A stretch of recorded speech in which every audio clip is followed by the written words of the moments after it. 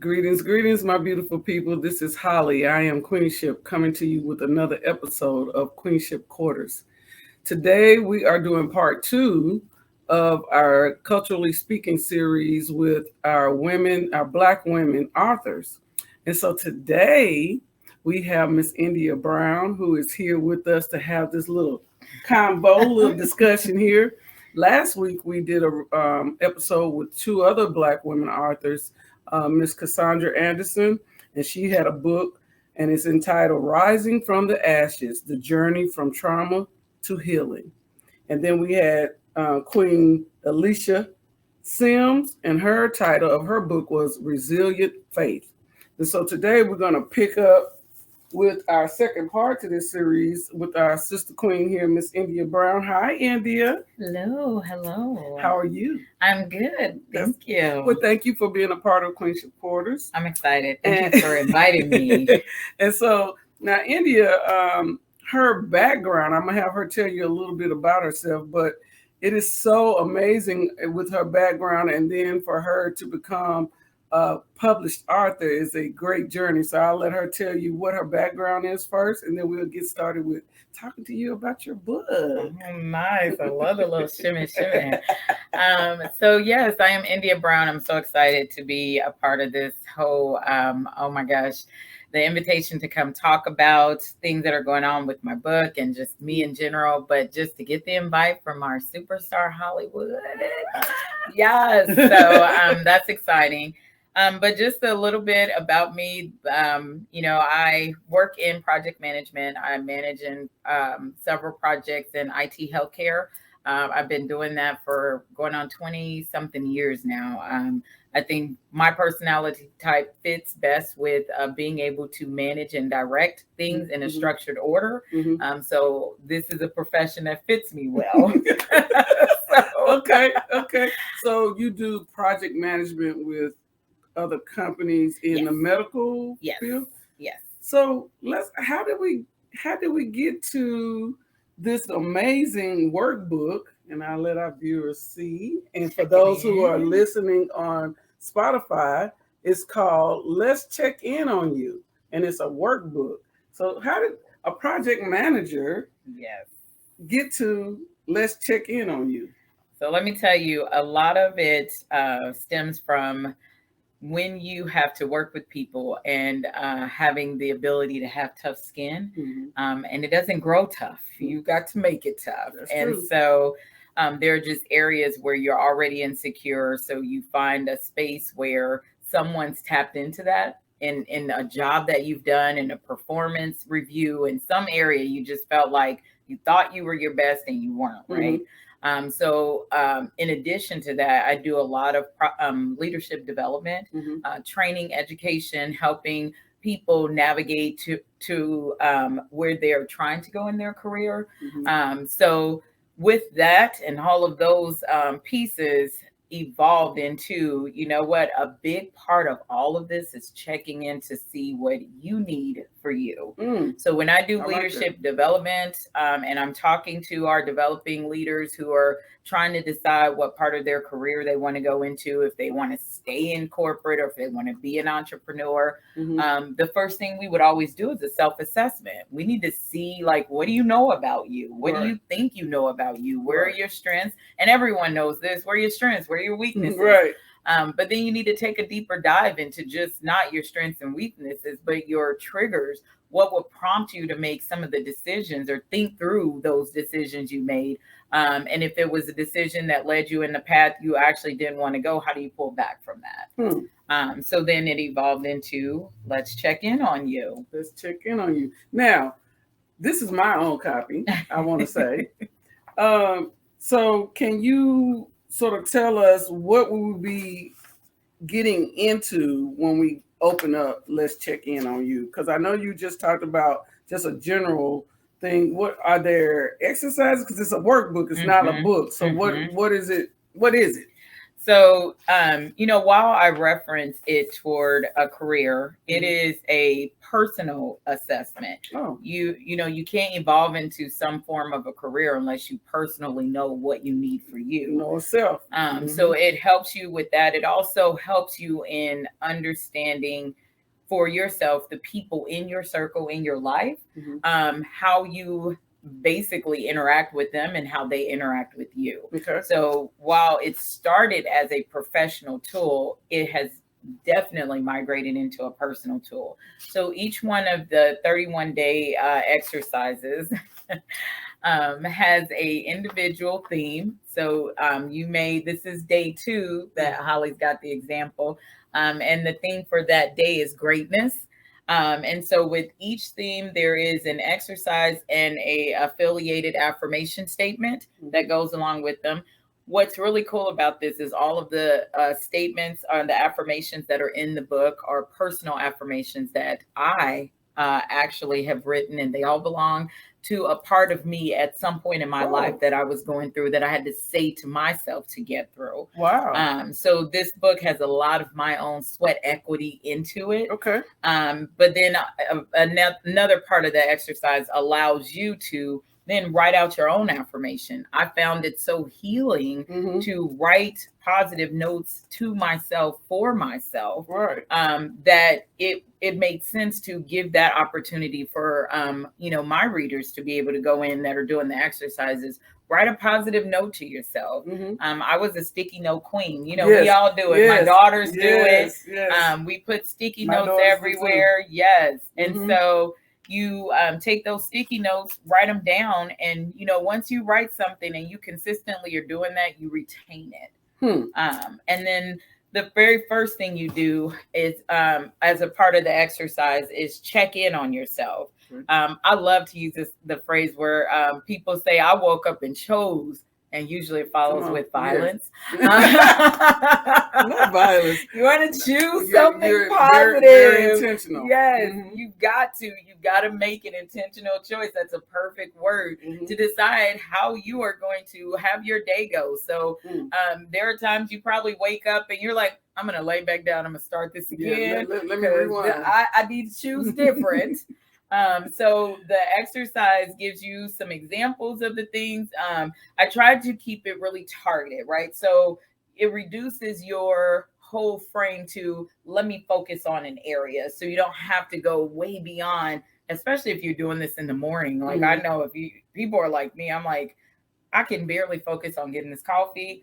So if I have something targeted that I can focus my attention to, other things will actually start to come to you. So you build out from there, and then you build out your feelings. You need to tell yourself, how do I decide I'm going to feel today?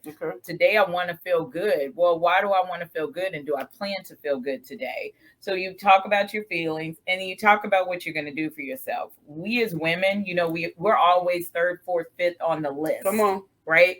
So we need to start putting ourselves first on the list and not feel bad or guilty about it at all. At all. We should be taking care of ourselves. We take care of others. And for some, it's expected that they get taken care of. Well, that's a whole nother story right there. So we want to be able to say, you know what, I'm going to do this for me today.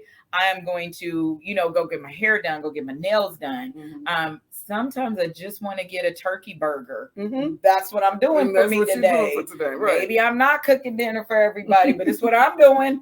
But just self-care, and whatever that looks like for you without guilt is ultimately what you're assigning yourself to do. And then the other part of that is we tend to self-negative talk, right? We have all of this negative things that we say we can't do, or we don't understand why we can't focus, and it's because we've overwhelmed our thought process with so many negative thoughts.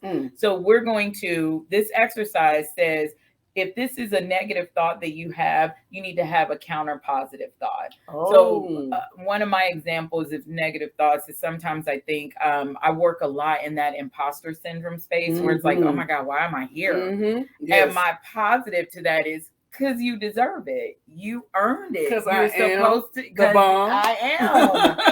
So you have that positive reinforcement. So anytime those negative thoughts come up, you have the ability to find that positive to override what that negative thought is. I like that. I like that. So for our listeners who are on Spotify, this, like she said, checking in with me, you go through just the feelings. So like some of the examples, she said, today I woke up and chose, and she gives you examples.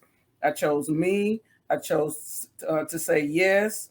I chose to participate. I chose to have a peace of mind, to gain clarity, own my worth. I love that one. Be in the moment. Yeah, that's hard for a lot of us. Let's talk about being in the moment. So being in the moment means like being present. Yes. And how many times that we are carrying what might have when we left the house, what has gone on with the children, or just something that we went to bed with on us, and we still haven't shook that off of us. And so we're not in the moment. We're just going through the motions. Just existing. So you're saying if we write this stuff down, it sort of helps us process. It does. And is with all of us, especially if we're those type of people that have a list of things to do. We are those take notes people.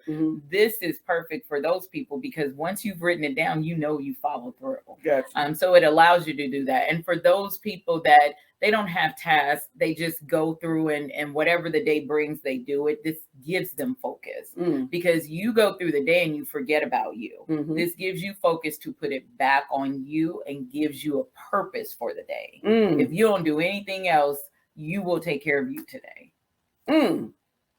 If you don't do anything else, you will take care of you today. Are y'all listening? Are y'all listening? I love it. Take care of you first, because that's the only way you can take care of anybody else. And my favorite one is say yes. Let me tell you, I did the say yes. Oh gosh. It was like, so no matter what anybody said, if they asked, I would just say yes. Yep. Hey, India, can you do this? Yes. Hey, India, I need this. Yes. Do you know what came back from all of that is when I tell you the energy and the space changed because they're like, so you really are going to do it? I'm like, yes, I am going to do that for you today. Today is a say yes today. And I'm telling you, before I knew it, people whose attitudes had been really kind of, negative or not, the energy wasn't good. That one day of saying yes changed the whole relationship from that point on. Yeah, it was amazing. So that takes me to when we talk about, we never know what the other person might be going through as well.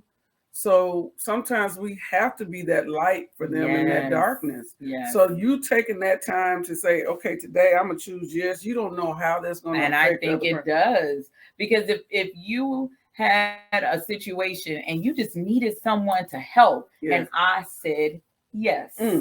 And all it took was that. So your burden has been lifted because whatever it was, you just needed a little bit of support. So you just never know who you're going to impact. Yes. And so you said this is how many days?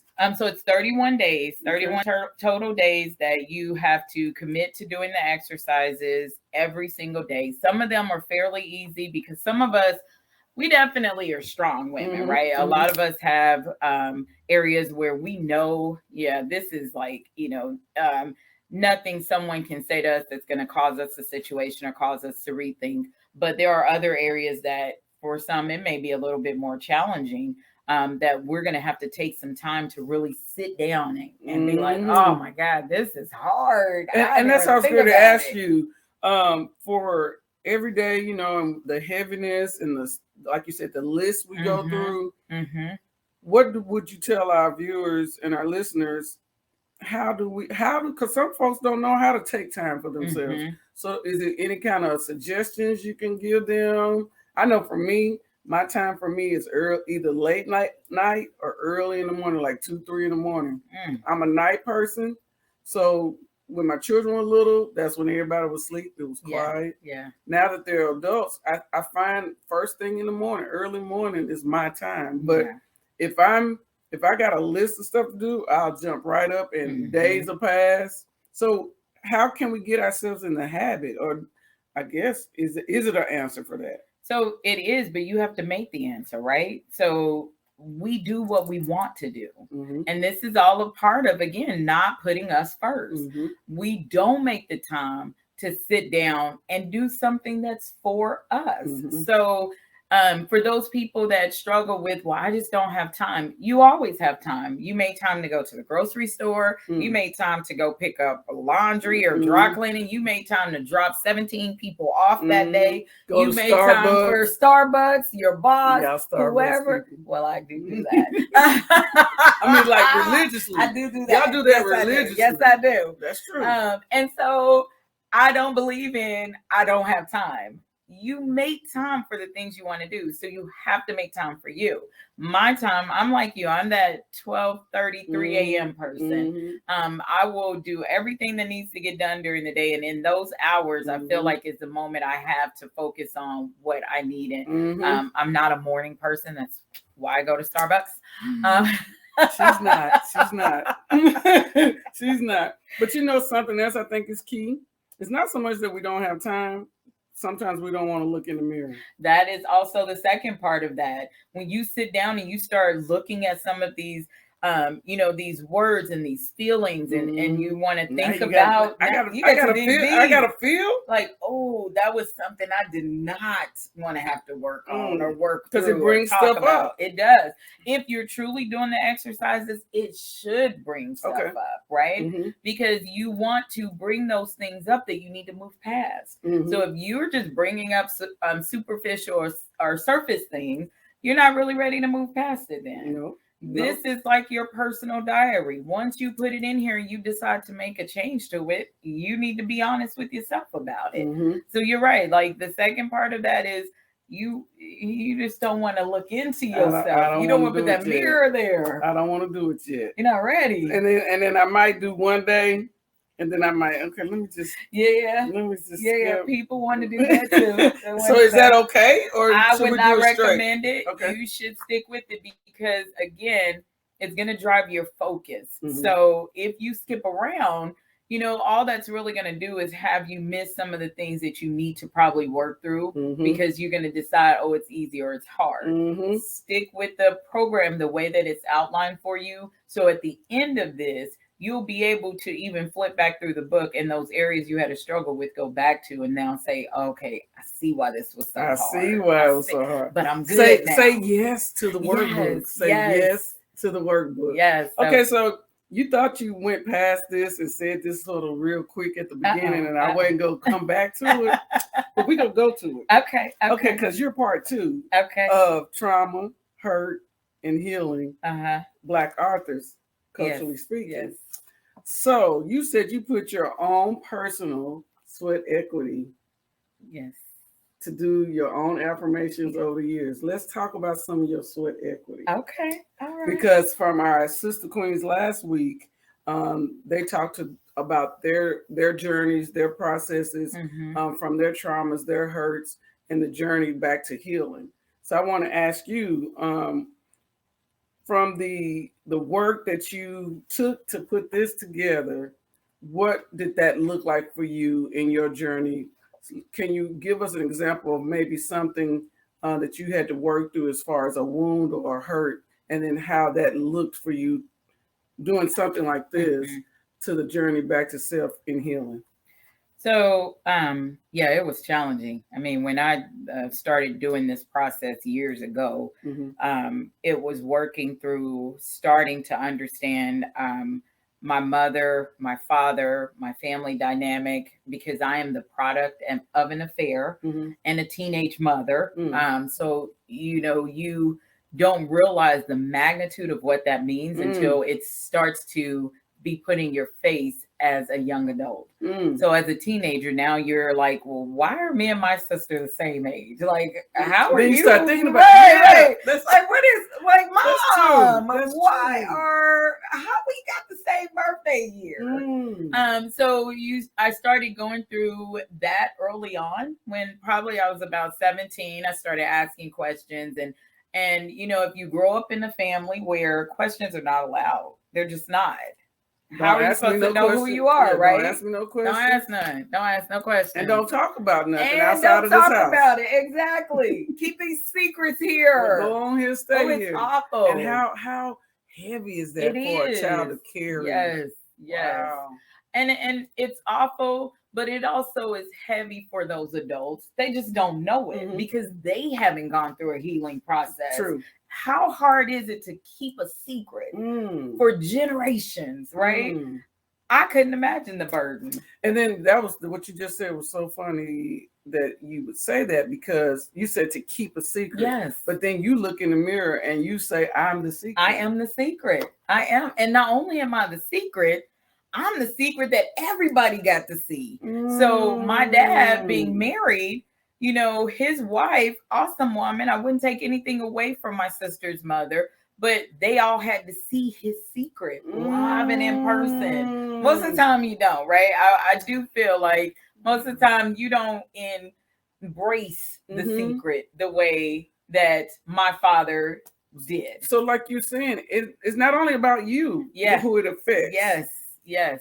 The sisters or anybody else that now they got to embrace the secret. Yes. Even though in reality he didn't give them an opportunity to even like know what was going on. Not at all. So you don't think about how the trickle down effect happens at all. Wow. And so one of the things that I don't think I realized again till my mid-20s, when I started the question series with my father at an early age, and it became the dynamic of, well, your mother should have known better, because that's how the message was, you know, and this is just culturally, if someone's having an affair, it's always the woman's fault, right? I mean, it just is what it is.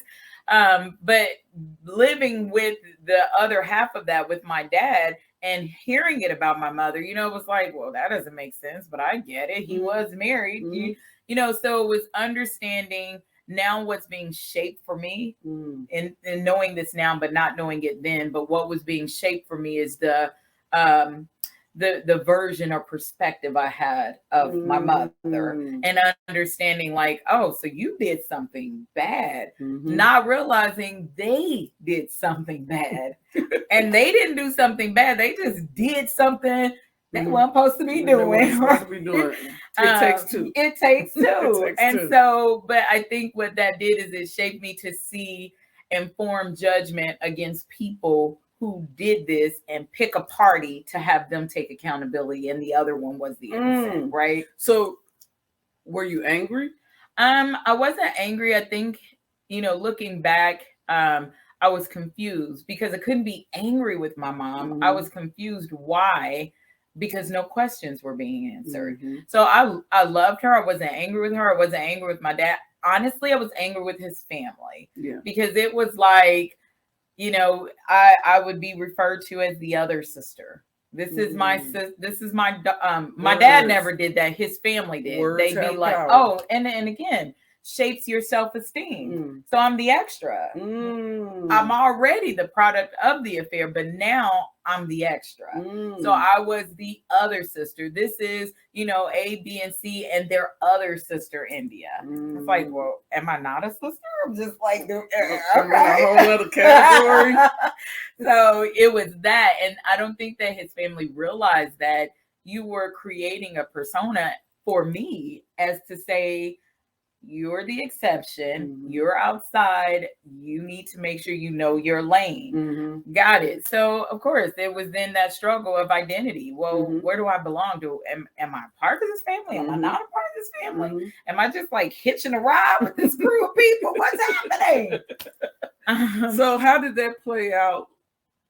Or have you figured out how that showed up in other relationships throughout your life? How did that show up from coming through you? I'm judgmental. Like I said, I was very judgmental about right and wrong, good and bad behavior. And if you did something and it caused hurt or pain for someone else, you were just wrong, right? I was so judgmental, and I think from there built this anger and like, why are y'all mad at me? I'm just telling the truth. What's your problem? Yeah, what's your problem? I'm judging you. Yes. So, what's wrong with you? I'm just telling you, you're wrong. Did somebody point that out to you, or how did that come as like, you're being judgmental? How did that come up so you know that's something you need to work on? I think it mostly came out.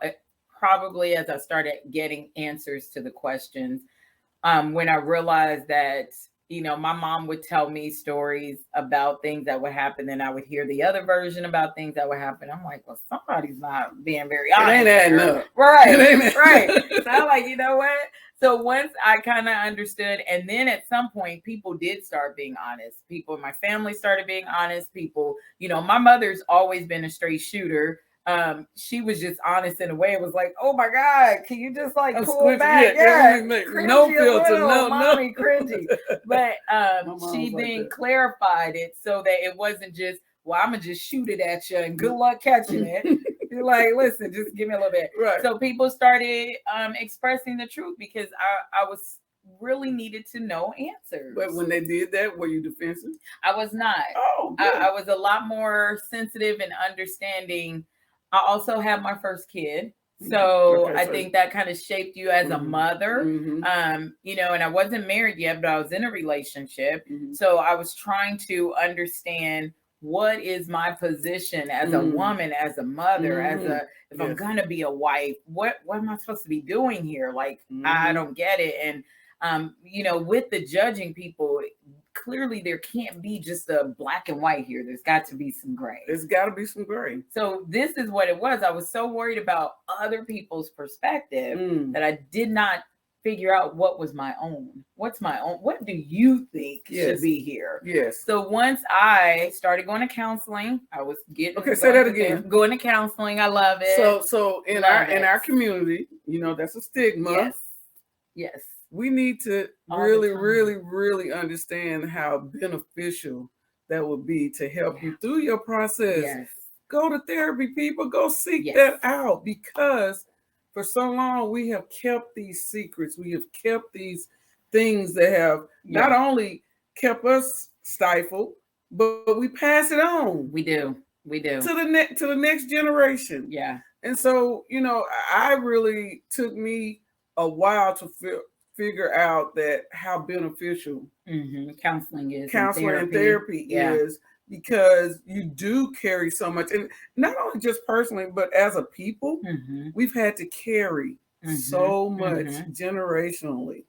And so to be able to release that or to find a way to sort of, grow and align out of that. Yeah.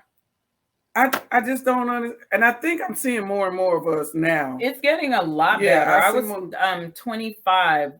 So my son was born, and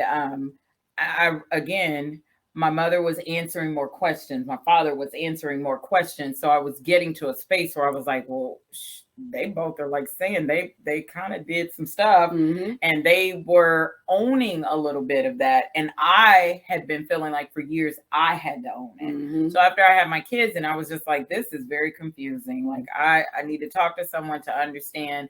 Should I be mad? Should I be mad at these people? I might need to be mad. I might need to be angry. I might need to judge them more, judge them less. Like, what does that look like? Do I need to? And so yes, counseling came early in my life because I did not understand. And it wasn't that my father or my mother or my family or my friends was like, go to counseling. I just was like, I think I need some help. So there aren't even, back then, the resources, we didn't have access to them. No one talked to you about it. Nope. So you didn't know how to do things like self-assess and check in on yourself and figure out where your emotions are coming from. And believe me, I love God. I'm a child of God. But it's not everything you can't just pray away. Yes. And we was talking about that in the part 1. Yeah. You cannot just pray everything away. And God gives us people here with the gifts and the talents and the skills and have gone to school to help you through it, along with praying. Yes. Believe me, because I believe God hears me and I commune with him all the time. But I also know that he's given me enough intelligence to know that somebody else might be able to help me through this process. Yes. So that's what we had. So we didn't have the access like that you said, to go or to have the tools to understand this kind of assessment of self. Just go pray. That's all you need to do. Go pray. Talk to God. That's God all got you. Need. Yes, he got me. You know what? He got me right to the therapist. He was like, girl, go to therapy. Talk to somebody. Let me put 3 people, because other than I really wouldn't have found it. Come on. I literally was like, there's got to be someone that can help me navigate through this emotional stage. And I found it. I can't even begin to tell you, because of course I was like, God placed on you. Put it in my face. Thank you. And said, go. Here you go, right here. Because look, I'm trying, and I think I need some help with you. Wait a minute. That's what God be telling me. Like, I need a little help with you. You're not listening. You hard-headed. You hard-headed. You don't want to listen. And my mom would say that too. Listen, India Marie, pull it together. I know you think you know everything. I put that in the book too, because she would say it all the time. I know you think you know everything, but step back, learn some stuff. Can you listen? Hard-headed. Give it to God. And then watch him. So when we talk about from hurt to healing, for me, I had to learn healing ain't gonna be overnight. Right. Was that hard for you? Because I think we are a lot alike in our personalities. Was that hard for you to figure out? Look, because I'd be telling my therapist, I'd be like, okay, can you just tell me? Like, give me the answer. And he'll be funny. He'll say, well, okay, so I'm going to get the manual and turn it 363. I would ask for the pill. Where is the pill? Part 1. Yeah. And he said, that's there. It's not an answer there for you. It's not there. This is for you to work through. Yeah. And I just felt like my mom used to tell me all the time, don't waddle in your misery. Yes. Don't waddle in being sad. Yeah. So I think that made me, in my mind, think, okay, look, I'm sad, but I don't have time. Right. And so I'm going to feel sad right now. And then tomorrow I'm going to go and do what I got to do, because I still got to live. I still got to take care of stuff. But that's okay to be the kind of person that can sort of bounce back. But it's not okay because I never really finished dealing with whatever that was. And what my therapist called is stuffing. You stuff all of that. You stuff your anger, you stuff your emotions, you stuff the hurt, you stuff the pain. And no matter what you stuff, it is going to come out. Whether you're lashing out at someone and you don't even know why, what you stuff and don't deal with will come out. And at times, it's probably going to come out at the wrong time. Yeah. Road rage, who knows? But you can't stuff all I'm on that horn. Oh gosh. I'm on that wheel. I'm finna run you over. Wait a minute. With this, I didn't mean but the road to healing, it was hard early on. And I think the hardest part was to say, listen, this is what India wants. And India has to be okay feeling this way.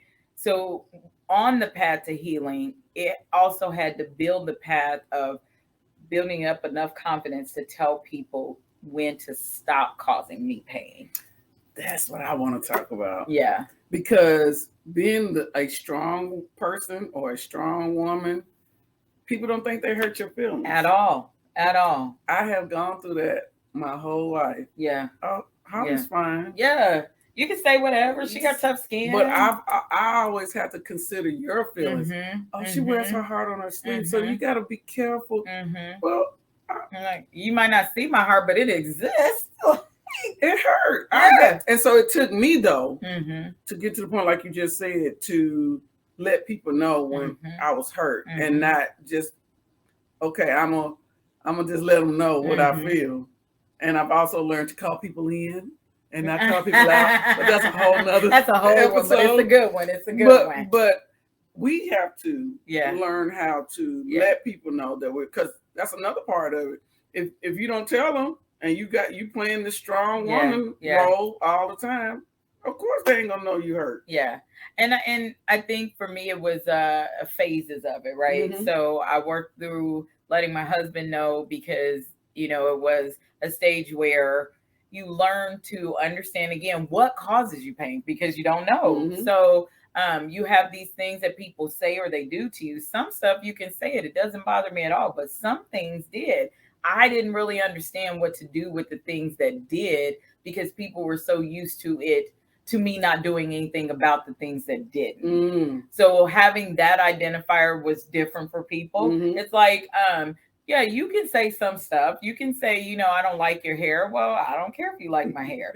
But I had body image issues. So if you said the wrong thing about a certain part of my body, yes, we are. Now you're causing me pain. But you just said something about my hair and I didn't care. Well, that didn't matter. But I'm telling you what does matter. So I think people had a hard time like, well, can I talk to you? Yes, you can. Oh, that's that line. Yes. I just won't say nothing because I can't talk to you. But yeah, we get, well, you just said this and I didn't like it. And then we got to fix it. But then we can't say, well, you just said this to me and I didn't like it. But I can't talk to you. It's so hard to talk to you. I'm like, it's not though. It's not. I am telling you.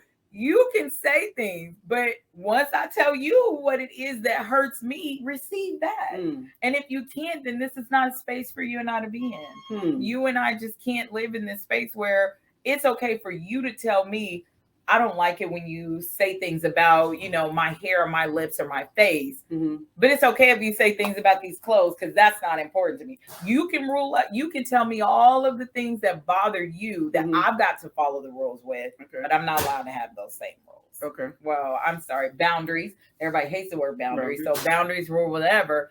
And I think this is where people struggle with strong people like us because we're not supposed to have a problem with what's being said, but we do. And I think another key to that is for us to be more, anybody going through the process, to be more accountable for ourselves. What I've learned is to start checking myself. And I've always said, and I've done this over the years, is being one with self. So I always take a minute to sort of think about, okay, Holly, what was your part? Oh yeah. What was your part in this? And then that's when it comes to some of these exercises of checking in because then you have to look at yourself and say, it wouldn't even got to that point. If you at that point, at one point, just would have pulled up. Or if you just didn't say that one last thing, or just have to have the last word. Or even because we also got to understand this tool right here. Some of us are real good with this. To that angry face. Verbally, life and death is in the power of the tongue, and some of us are quick with that. We're quick with that, and we know how to use it. We know how to cut somebody real quick, and so, and I'm good at it. Oh yeah, my husband says it's my superpower. I can give a tongue lashing like nobody's business. So what I've learned over the years is to try to, again, be mindful of not so much that I was being cruel or mean to people. I'm just quick on my feet. And we're very direct. We just say it. Yes. And so, but now I have to be mindful and say, okay, Holly, you can be very straightforward and direct, but also make sure you're forming your words so it won't cause harm. Yes. So it won't cause harm. And if I do, I can say that I go back and I will apologize. And that was a part for me that what I called back then unsolicited advice, my unsolicited opinion. Okay. You didn't ask me, but I gave it to you anyway. Again, that was that part of, there's a right and a wrong, and I'm giving you my version of my unsolicited opinion, my unsolicited advice. You were wrong. Whether you think it or not, I'm telling you, you were. And I had to learn that, listen, nobody asked me what I thought. Nobody asked me for my advice. So I don't offer unsolicited opinions or unsolicited advice. If you want to know what I think about the problem you're having, I will ask you, or you should ask me. I had to move into that phase for myself because I was so bad at doing it unintentionally, just giving it like you asked for it. So for me, that was the second part of a phase that had to change. I value my opinion. I do. That does not mean everybody does, but that was my change I had to make. So, being direct, I am still that way, but direct only if being requested. I like that. Yeah. Only if being requested. What they say, don't come for me if I didn't come for you. That's exactly it. That is it.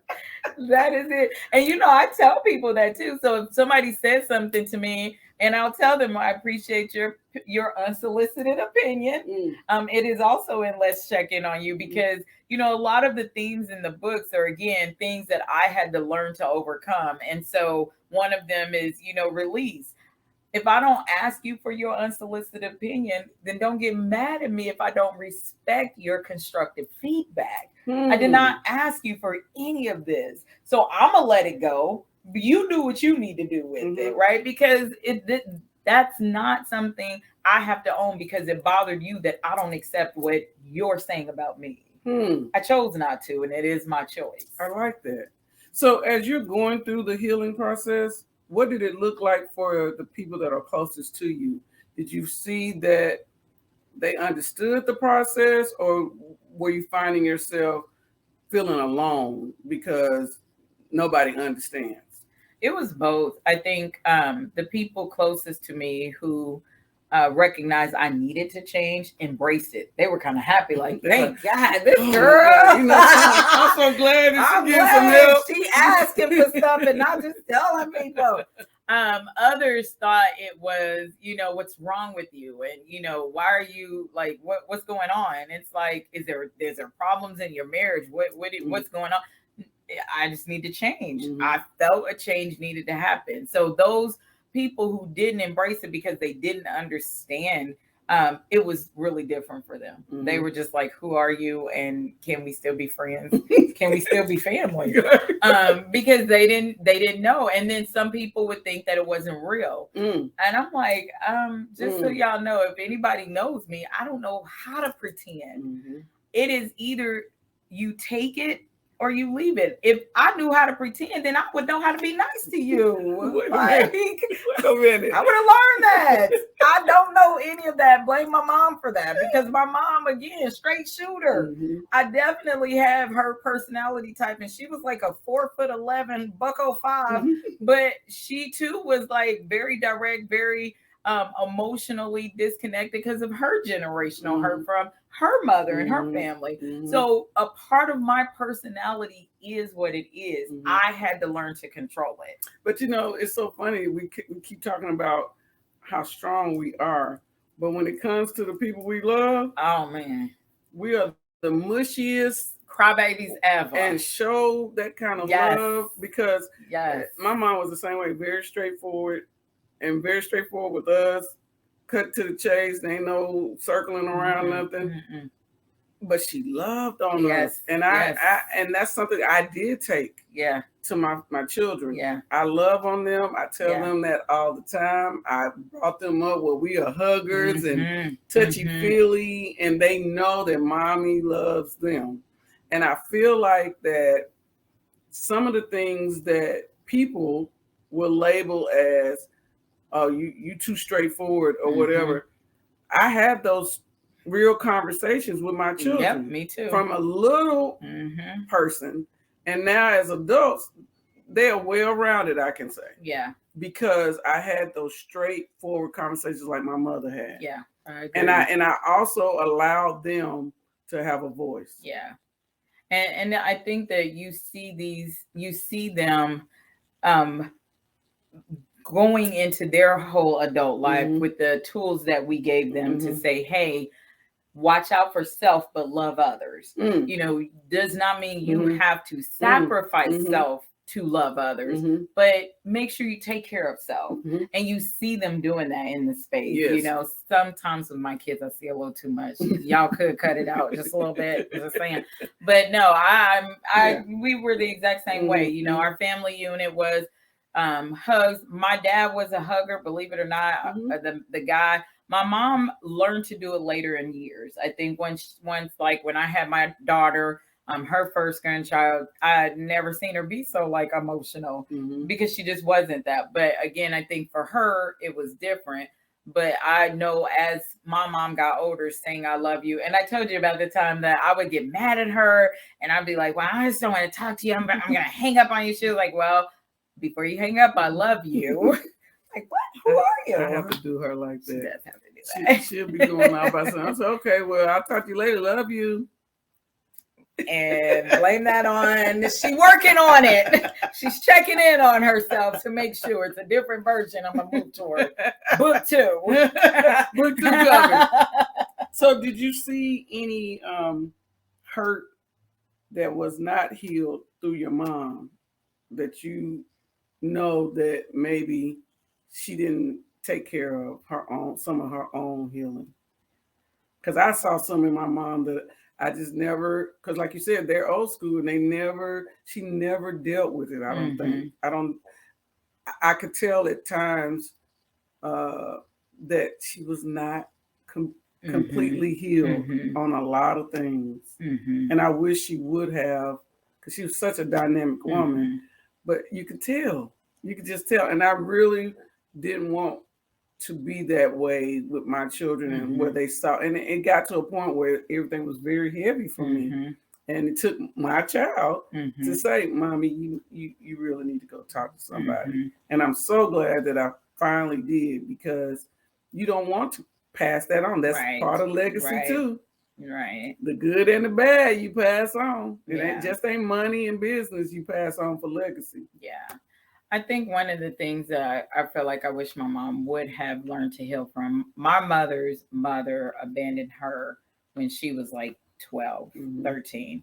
And then she had other children after her. I wish my mom would have been able to reconcile that with her mother. And what my therapist has told me is, because my mother wasn't raised by, her mother, I wasn't raised by my mother. I lack some of those mothering things that you would learn from being raised by a mother. I was blessed enough, though, to have a great stepmom. She was awesome. But I think where her and my mother were different is my stepmother, first priority was her husband. I think as moms, our first priority are our children, right? I mean, our husbands, yes, they are. But I think with us not being her kids, she mothered us, but not in a way that if my mom had been mothered, I would have gotten that type of mothering. I think I overcompensated and parented as a mother the way I think a mother should have. So I hug my kids. I love my kids. I was very direct with my kids. But as my therapist says, some of the things that I would say to them, he'd be like, most moms wouldn't say that. I'm like, they wouldn't? What are you talking about? Really? I think she's a little much sometimes. I'm straightforward, but some of the stuff she say, I'm like, Yeah. So, no, and I agree. And so, but again, I wish that was something that my mom would have healed from. And her mother didn't die until I was like 8 or 9 years old. So there were still opportunities for it. I think it was just missed. And I think if my mom had gotten that, and she would have healed and been raised by her mother, like through those years of teenagers, right? Maybe she wouldn't have, and then maybe I wouldn't be here, but I don't know. God works in mysterious ways. But maybe at 15, she wouldn't have been out there hanging out with people like my dad and his friends or whatever.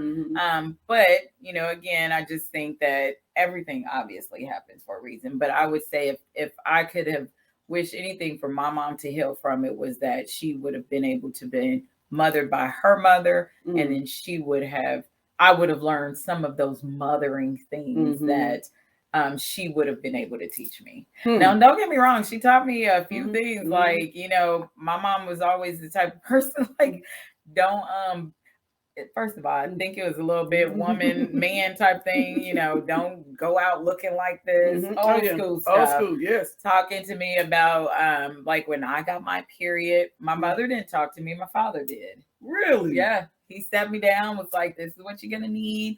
So when I told my mom I got my period, she was like, well, did your daddy take you to the store? That was it. That was about all you get. Yeah. That's all you get. Yeah. So, wow. Yeah. No, like my dad sat down and talked to me about it. My mom did not, because I'm going to guess no one really had that conversation with her. So she didn't know. But my dad grew up with his mother and his sisters. And he has all daughters. Well, he had. He's got a son now. So I think it was just natural for him. But yeah, I wish that she would have had an opportunity to get the mothering skills and then pass those on. What do you think, as a woman, we as women don't realize when it comes to what's passed on to us, the hurts that are passed on to us. How do you feel? Or do you even think that's something that happens? It is. And if it is something that you think that happens, what could you suggest going through therapy, writing this book, that could be some tools that even recognizing generational hurts that are passed on? What could we do? So it's such a broad question. Yeah, and to make it a little more specific, if we have hurt that is passed on, mama hurt, church hurt, work hurt, relationship hurt, and like you just said, we're not taught from our mothers. How, as women, and my answer to it will be to support each other, because I think so many times we're competing, instead of saying, "You my sister, all of you in your glory, all of you, you're my sister." And if you're my sister, and everybody likes what Young always says, that I am my sister.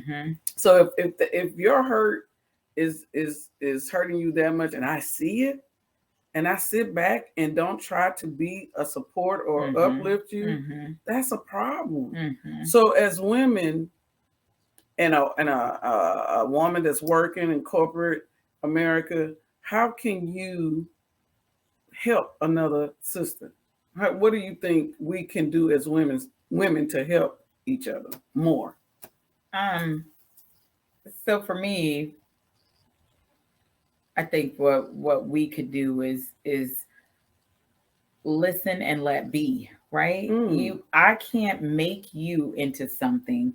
I can only support the something you're trying to make yourself into. And I think what happens is we do bring in some of our own hurt. So when we meet people, they've got their own hurt. And we tend to want to cure our pain through you. Right? So it's impossible, right? Cure our pain through you. So if I've got hurt and I'm like, this has happened to me in my past, and you've got some hurt, it might look the same, but the path that got you there is not. Right. So I'm telling you what I think you should do and how I think you should be and what you should do to resolve this, because this is what I did. Right.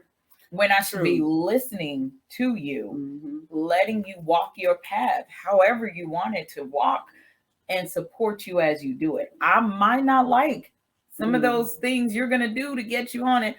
And if you want me to help you, this is what I'm here for. But I can't cure your pain through my own hurt. I can only help you by allowing you to go through your own and then supporting you while you do it. I like that. Yeah, so it's a challenge. Yes, it is. And listening to each other. That's it. You do a really good job of that. I'm not kidding. So it's like when I say stuff and I'm going through something, I love it when you say, "So tell me this, India," or let me ask you this, India. She does that a lot, and when she does that, literally it refocuses my thinking, because whatever you're asking, it's like, all right, India, pull it from here and not from here, because she wants to know what's in here. And I do it because I want to hear how you're thinking that. But you're asking me, and I need to receive that you're asking because you want to know the true version of it. But I love how you ask. You don't just tell me, well, this is what I think. You always and that's my personality. You may not be that way with everyone. Right. So you have learned how to support your sisters the way they need to be supported. That's so right. for me, you have to ask me the question. But you might not ask someone else the question because they don't need the question. They just need direction. But for you, that is a great way in how you read your sisters, because you will say, you know what, this person needs a hug and they don't need me to ask them questions. But this sister, she needs me to just kind of get her to pull it out. Let me ask her these questions. Let me help her think, because she's a thinker. Let me help her think about, did you think you did the right thing? Or what do you think about that decision? I'm like, well, I think I did good. Okay, so you feel comfortable with that? I think I do. Mhm. Well, all right then. Yeah. Yeah. And yeah. you don't try to make it anything more, which Mhm. means that you receive me where I am and not try to cure me through the pain or issue you've had with whatever I dealt with. Mhm. I dealt with it. Mhm. If I say, well, what do you think I should have done? Now it's a whole Yeah, new ball there game. we go. Now she got a whole new Yeah, thing she I'm got like, to well, say. India, Say what I don't this know. way. You don't want to hear what I got. But I opened it up, Yeah. and that means that, hey, Yeah. come in and tell me Yeah. what you would have done Yeah. different here. And it's a space of feeling safe. Yes. And yes. We have to get more Yes. of that between sisters and sister queens. We got No judgment. and no judgment. Yes. That's it. Yes. So look, y'all. I always say with my episodes, I really need 2 hours because we only scratch the surface. Yeah. But again, let's check in on you. The workbook by India Brown, her first published book. Woohoo! Oh, real quick, let's talk about, you have some sips of affirmation. Oh, yes. And I have one, but I didn't bring it over here. So, I love tea and wine. And so based on all of the affirmations and the affirmation statements, we are having them created into a drinkware line. So coffee mugs, wine glasses, tumblers, water bottles. So as you're sipping on whatever your choices are, and you're working through and taking some time for you, you can have sips of affirmations while you're checking in on yourself. Sips yes. of affirmation. So those are coming out. We've got the mug line. We're working on the wine glass line right now. And then the next one will be the water bottles. So where can they get Let's Check In on You, and where can they find all of your stuff? Awesome. So if you go to my website, it's www.pmphase.com. That's PMPHASE.com. And there is a link that just says Let's Check In on You workbook. If you send me an instant message, I'll be happy to send you a discounted book from an event that we are either going to be at, or if you just reach out to me directly, I'll be happy to give you a discounted rate for the book because you've asked. See? Isn't she awesome? Isn't she awesome? So again, I just want to thank you, my sister queen, for being a part of Queenship Quarters podcast. And I want everybody to know the overall goal and mission of Queenship Quarters is to help women of color to heal, to create, and build legacy through the spiritual journey back to self for self, family, and community. So just remember, as always, queenship is the air, the energy, and the vibrations of a queen. It is not a trend. It is your divine essence. Until next time, thank you, India. Thank you. Bye. Peace and blessings, everyone.